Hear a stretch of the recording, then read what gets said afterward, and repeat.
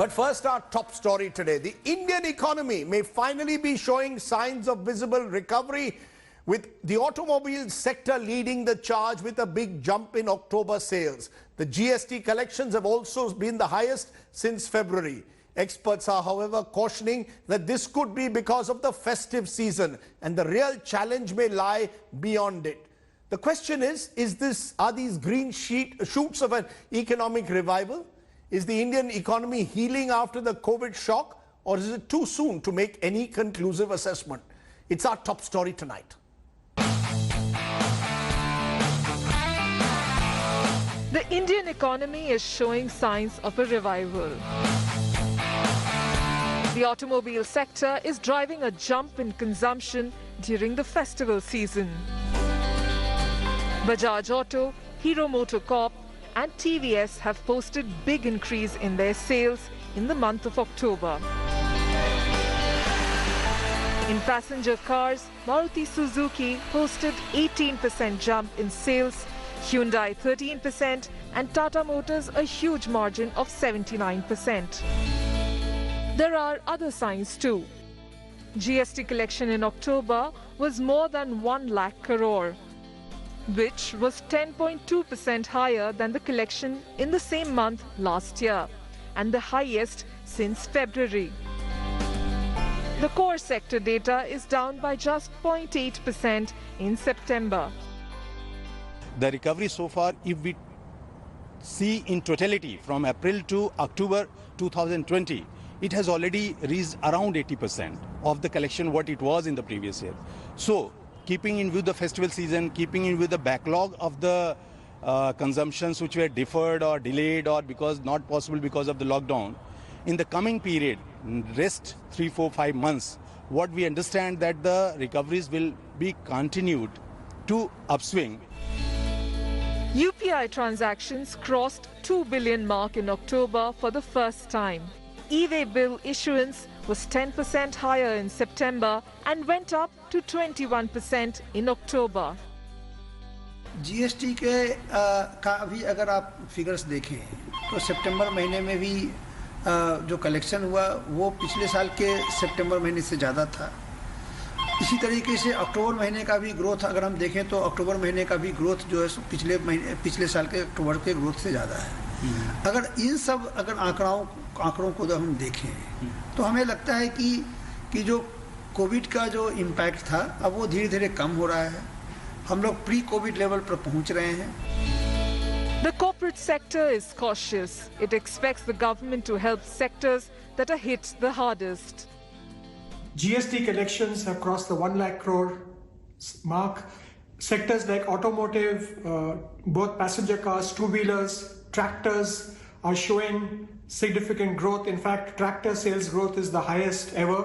Other sectors like steel and some sectors of the FMCG have come back to pre-COVID levels. The whole reform agenda is also contributed to the revival and growth of the economy. The quarter second GDP number will be out next month. Most are of the opinion that the picture will be clearer once the GDP numbers are out, because at the moment it looks like the kind of revival which we are seeing is because of pent-up festive demand. This is Aishwarya Paliwal reporting for India Today.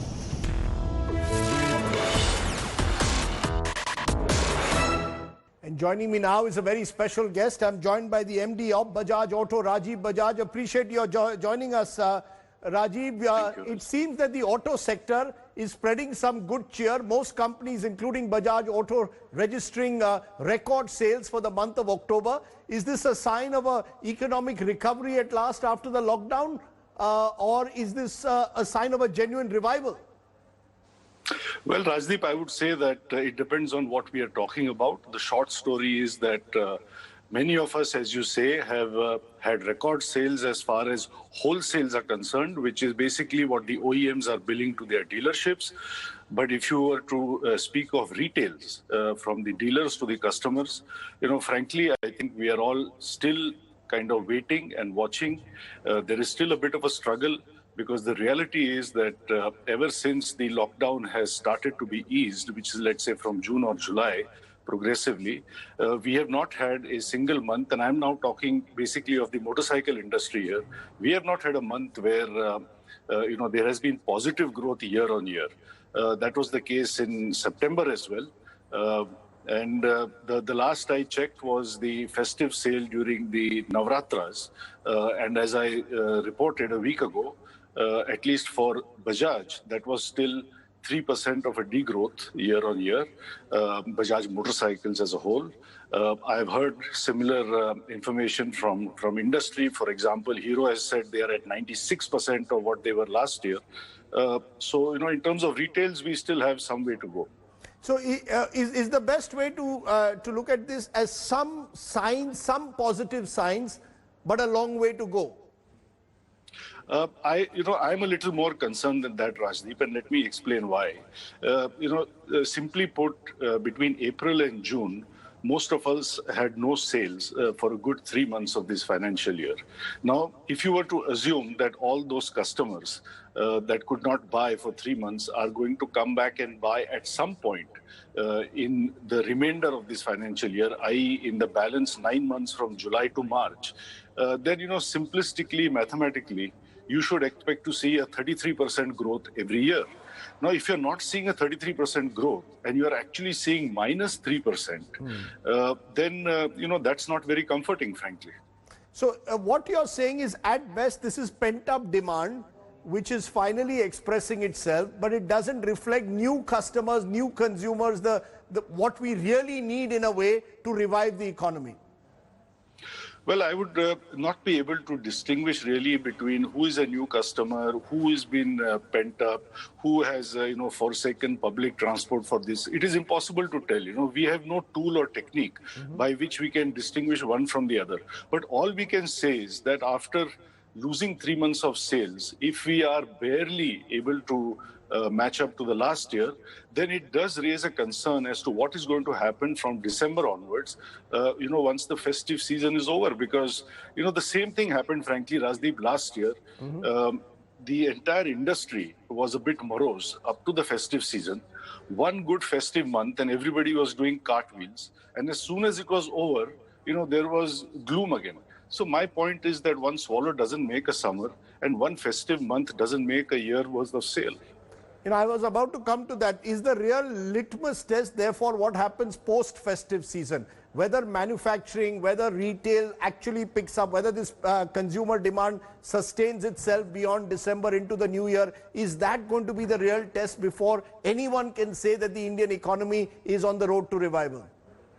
I think it has to be. I mean, I can't speak for others, although I have been reading the views in the media of very seasoned people like Mr. Bhargav of Maruti, who's been saying the same thing. But I will speak for myself and Bajaj Auto and say that sometime in the quarter of Jan-March, we must start seeing very distinct growth. Now, if that happens only in March, it's not going to be very convincing, because in last March, as from around the 15, 17 onwards, some form of lockdown had started taking place. So, we really need to see strong double-digit growth from, I would say, January, which would be a reflection of investment, of employment, and of prosperity for all, whether it's for the manufacturer, the customer, or for the government. So in a sense, what you're saying, 2021 fiscal year remains a year of degrowth. It's a year where everyone has had to hunker down and face up to the worst of coronavirus. Well, that's been the case all over the world. So in that sense, I'm not trying to say that we have been, solely the sole victims of this virus. But unfortunately, in my view, when I compare what's happened here with what's happened in countries abroad, take the latest example of UK going back into the lockdown. No sooner had they announced it that they have announced support for the furloughed employees of companies. Unfortunately, over here, I have not witnessed such support, and to that extent, I have said it very candidly that I have been somewhat disappointed. So in a sense, the concerns that you voiced a few months ago when the lockdown was on, the need for greater support, possibly as in some countries of the world which have gone to the, given payroll support, you believe that those concerns are still valid. The impact or the long tail of the lockdown is still something that industry is still having to live with. Well, I said it then, Rajdeep, and I'll say it again, that I'm not an economist or a finance person by any stretch. But my view at that time and even now remains in two parts. One, either we have to extend some support or sympathy, particularly, I would say, to the MSMEs. I said it at that time, big companies like Bajaj Auto don't really need that support or sympathy. But my dealers, for example, most of them, or my suppliers, most of them, they are certainly not as robust as we are.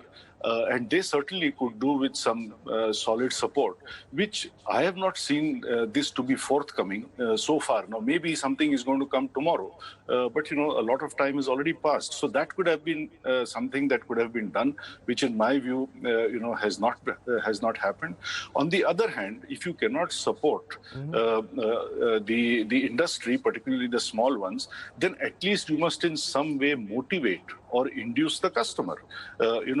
My suggestion was that if electric vehicles can attract 5% GST, which is a fantastic move by the government, then for IC engines, why can we not have a GST at, say, 12% for, say, 6 months, and then gradually bring it back to 18%, and then that would be fair, 18% for the IC engine, 5% for EVs. So induce or motivate the customer. Without some such significant action in place, either for industry or for the consumer, I don't understand that when so many jobs have been lost, when so many wages have been cut, and when there is so much uncertainty around, how are people going to come out and buy like stuff is going, flying off the shelves? So what you're saying is you still perhaps need a major second stimulus, that this is, if at all, this is the right time to do it. Rajdeep, I'm trying to say I have not seen the first stimulus as far as my company, my suppliers and my dealers are concerned. Now, maybe I'm ignorant of what has happened for other sectors, or other businesses, so I cannot comment on that. But if you ask me what has happened for the two-wheeler industry, I am at a loss to say what happened in significant terms. In fact, I want to emphasize that through this lockdown, we have actually been faced with more hurdles. First, the lockdown itself, not only the central lockdown, but the erratic state-level lockdowns. In our case, in July, in Pune, in Aurangabad, where our major plants are, we had huge supply chain disruption.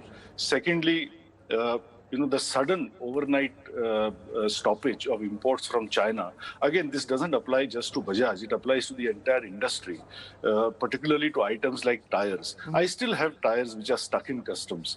When tire imports are 1.5% of my tire requirement, I really don't see why I should be struggling with tires that are not produced domestically. The only reason we import them is because they're not made here. So we were hobbled by that. Third was the overnight and retrospective rescinding of the MEIS scheme, which, as you know, rewards exporters, such as ourselves, for example. The impact for Bajaj Auto can be almost 300 crores of rupees in a year. Now, without any warning, you have a government policy in place based on which people invest, based on which we employ people, based on which we produce and sell. And suddenly, without any warning, you withdraw that.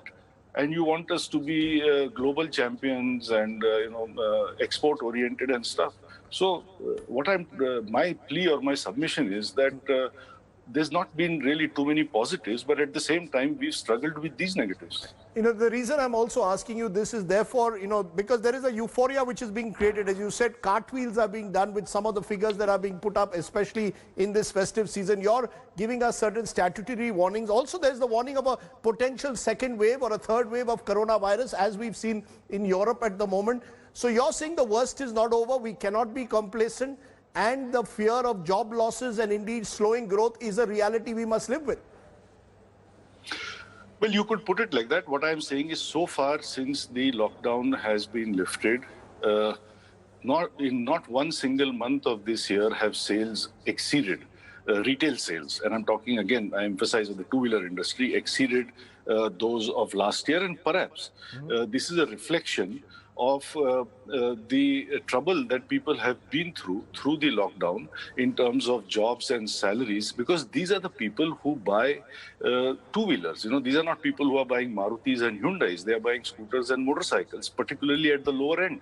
And that is why last week FADA as well put out data saying that it's the lower end of the two-wheeler industry that has been hit harder, whereas the 125 to 200cc has done well. And I said the same thing last week, that we've had 28% growth at the higher end, but it's the lower end which has been impacted. So if that is the situation so far, if that is the situation even in Dasera, then something has to be done for things to change in the near future. That is all I'm trying to say.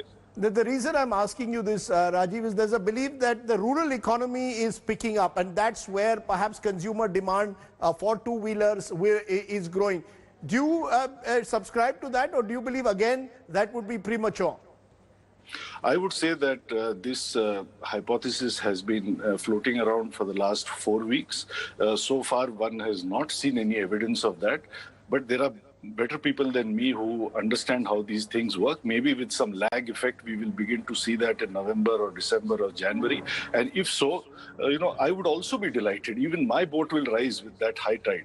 But we must have a plan B in place, that has been thought through, and that is waiting for the button to be pressed in case it's not. Because, I don't have to say this, that this is an important industry. It's a big employer. It is a big exporter. And I think it is worthy of reasonable support. Let me ask you in conclusion, and slightly digressing from sales and manufacturing to a move that you made a few weeks ago, where Bajaj Auto decided it will not advertise on channels that promote hate. And you were very categorical about the fact that you didn't want your children to grow up in an India that promotes hate. Is that a decision that came spontaneously to you? And do you believe that that, in a sense, is a reflection of a certain value system that you carry? Let me give you a little longer answer, Rajdeep. First of all, the discussion that I participated in was more about TRP rigging and fake news. And I said to that, look, I have nothing to say on that because I'm not privy to the information that I should be if I'm going to comment on that. However, what I tried to say is that I see around us often fear being paraded as concern or hate masquerading as loyalty, and everybody has to draw a line somewhere, based, as you say, on their value system, their upbringing, their conscience, or just their sense of humanity. I mean, beyond the point, can you cross a road seeing someone as a victim of hate, let's say, and just turn a blind eye? At some point, you have to say that I will do what I can do. I may not be able to do everything that's required to be done, but I will do what I can do, not to contribute to it. I may not be able to stop it, but I don't have to fuel it. And that is why we made the decision that in our collective judgment as a team at Bajaj Auto, we felt that there were 3 channels that were primarily, leading this charge. And we felt that, we should not fund these channels in any way or support them in any way. We should not go as a guest, or we should not advertise on these channels. And that's why we took the decision we took. And as I explained, when I called up my marketing head to say that, look, this is what I think, he let me know that, boss, I already did this 9 months ago, and I felt very proud of that. I just want to ask you this. Therefore, if Bajaj Auto was today in a situation that Tanishq, the jewelry maker, was the other day, when they had to pull off an ad because of protests, that the ad, which showed interfaith relationships, was led to protest, would Bajaj also have pulled off such an advertisement if there was public protest? Rajdeep, I'm already in trouble with the auto industry. Don't get me into trouble with another industry. But I will stick my neck out and say just this, that I don't think I would have chosen that theme to sell my motorcycle. That's all I would like to say. That I think when I'm selling a Pulsar or a Avenger or a Dominar or a KTM, it is based on a motorcycling attribute, be it power, sport, speed, racing, comfort, fuel economy. I am not really a fan of what my marketing guru Jack Trout used to call the Bollywood style of entertainment advertising. So frankly, I would not have gone down that path in the first place. I would therefore never have had to worry about withdrawing the ad. Let me leave it there, because I think somewhere, you and your brand is now identified with the notion of Hamara Bajaj, an inclusive notion. And I think that is important in the times in which we live. As always, Rajiv Bajaj, it's been a pleasure talking to you. Thank you very much for joining us here on the Thank you, Newstoday. Rajdeep. Thanks a lot. Thank you.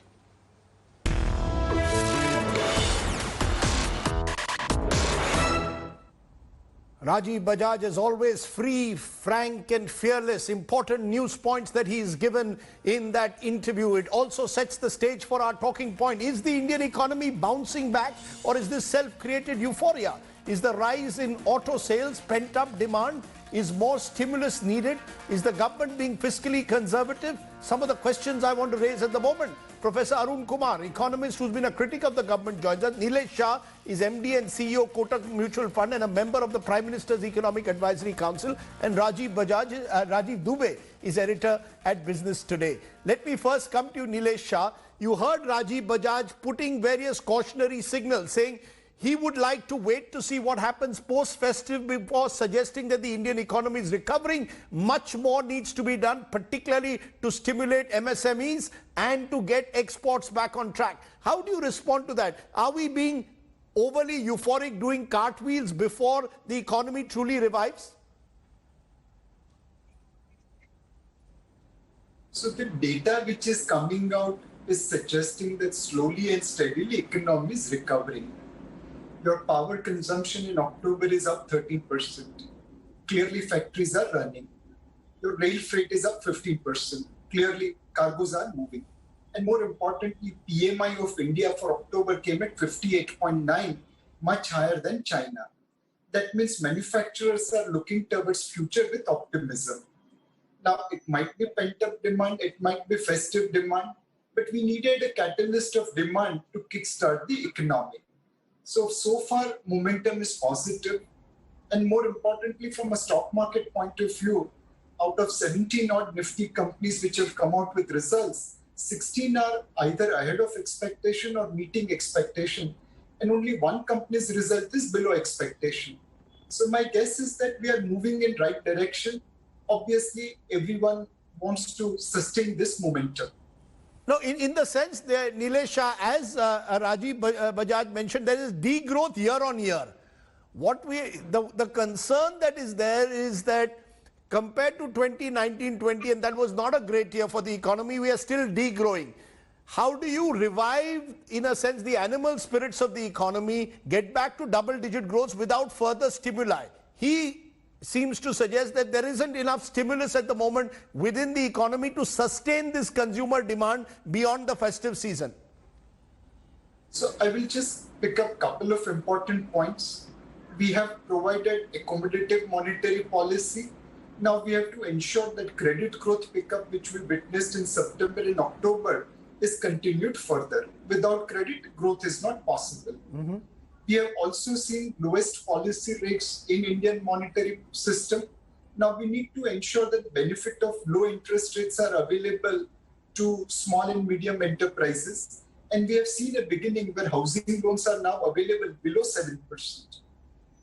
We have seen one of the record high foreign direct investments coming to India, but we must ensure that like 2000 technology sector made India back office to the world. Mm-hmm. 2020 COVID-19 pushes India to become manufacturing hub. We must become part of global supply chain management, mm-hmm. which can change India's growth orbit for years to come. And finally, while we have to maintain path of fiscal prudence, we should focus on raising non-tax revenues through strategic divestment, through monetization of already existing assets, and through unlocking of gold, which is mostly lying in black economy in Tijori. Through this combination, we could sustain the recovery which we have seen in September and October. Okay, so you believe that this is a potentially sustainable economy. Let me turn to you, Professor Arun Kumar, because you've been a critic of the government. Now, today the government has turned to the GST collection figures, pointing out GST collection has crossed the rupee 1 lakh crore mark in October. With festive months ahead, India's economy will receive a huge boost. There is some sign. Power consumption is cited, and Nilesh also referred to that, to suggest that the economy seems to have put the worst behind it. I mean, there are two ways to look at it. The glass may not be full, but it isn't as empty also that you and other critics suggest. So, Rajdeep, a lockdown means a voluntary cessation of economic activity. So when you begin to open up, clearly things will be better than what they were in April, May. So nobody is saying that things are not better. And when you say green shoots are visible, it doesn't mean you've recovered back. It only means that you're reviving a little bit. The question is, over what period of time would you revive? And as Mr. Bajaj was saying, there are a lot of uncertainties. And if you look at the RBI data, which came out in July, the MPC report, consumer sentiment is way down, and the confidence of the investors is way down. The investments are way down. And without investments increasing, how would you spur growth? And, you are right that the consumer sentiment at this point, because of Diwali and the festivals, may be better. But would it sustain, given that CMIE data says that roughly about 20 million salaried employees lost work and roughly 5 million professionals lost work during the pandemic, and that has not been recovered. Not only that, many people lost their wages because, wages were cut at some places quite drastically. So if incomes of the organized sector are down, then of course you are in trouble, because this is just a pent-up demand which will not continue, especially for discretionary items. And you can also see the unorganized sector is not reviving. Every day there are reports about the unorganized sector, how the unorganized sector, which is 31% of GDP, that is still way down. So I think the economy is still 30% down compared to last year. And if that much down, then of course investment will not revive soon, consumption will not revive soon, and you will remain in trouble. So the question is, how soon would the revival be? And as you are rightly saying, that there's a possibility of a second wave or third wave, that uncertainty prevails. So many people fear that they may lose a job later on, if not now. And if you look at textile sector, it's only operating at 70%, leather goods industry also operating at 70%. So yes, there are good performance and a poor performance. So it was expected that pharma will do well. It was expected automobiles will do well. IT, the telecom sector will do well. So these are some of the sectors that will do well, but a whole range of others will not do so well because of the lack of demand. And the lack of demand may continue given the uncertainty. Let me take that to you, Rajiv Dubey. You're getting two contrasting views. Nilesh Shah, member of the Prime Minister's Economic Advisory Council, is optimistic, believes that this could be the harbinger of better times. Professor Arun Kumar and earlier Rajiv Bajaj pointing out some of the cautionary tales in getting over-exuberant at times like this. What's your sense? Are there some green shoots of recovery that one can notice? And this is, of course, contrasted with the mood that existed, say, June, July, August, just after the lockdown. Is that sentiment, that confidence slowly but surely reviving? Rajdeep, we have to look at this as, signs of life coming back into the economy. I don't think we can yet say that there is a recovery or a revival happening, because even if you look at the automobile numbers, what Rajiv Bajaj was referring to, the degrowth that you are seeing this year is over and above the degrowth that happened in last fiscal. 18% was the shrinkage in the two-wheeler industry and passenger vehicles industry last year. So the degrowth you're seeing is over and above that, 18% per plus 3%. You're not seeing any very significant uptick in the consumer offtake of loans, for instance. Credit offtake has not gone up. Personal loans are down from 16% growth to less than 9% growth. We are currently in a kind of economy of contradictions. This is, if you see the real economy, it is so divorced from the stock market. The stock markets are on fire. Real economy is actually shrinking. You see the micro economy, there's signs of life, as I said, but there is macro economy is still in deep freeze. You see the large companies are declaring very good results, and the medium and small companies are struggling like never before. So these are the kind of contradictions that we are seeing. What we are seeing is signs of life in pockets of the economy. And, you see the rural India. Rural India is so different, growing so much better than the urban India. So there are a lot of contradictions right now in the economy. Microeconomy is not, macroeconomy is definitely not seeing any action, especially something like project announcements, which were used to be on an average of 3.3 lakh crore per month. We are at 70,000 crore per month. So let me take that. I think you make a very valid point that we are getting a mixed picture, Nilesh Shah. One example, for example, the stock market doing much better than the real economy. Micro industry suffering even as big companies announce better results.